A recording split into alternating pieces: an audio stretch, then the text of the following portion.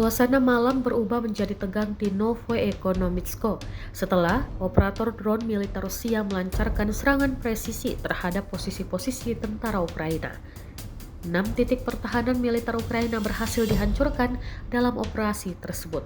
Rekaman serangan yang diunggah di Telegram Jumat 11 Juli 2025 memperlihatkan momen ledakan beruntun yang menciptakan kobaran api di sejumlah titik.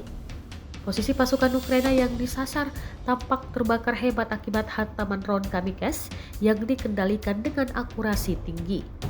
Serangan tersebut diklaim sebagai bagian dari upaya militer Rusia untuk mengacaukan sistem pertahanan dan logistik Ukraina di sektor timur.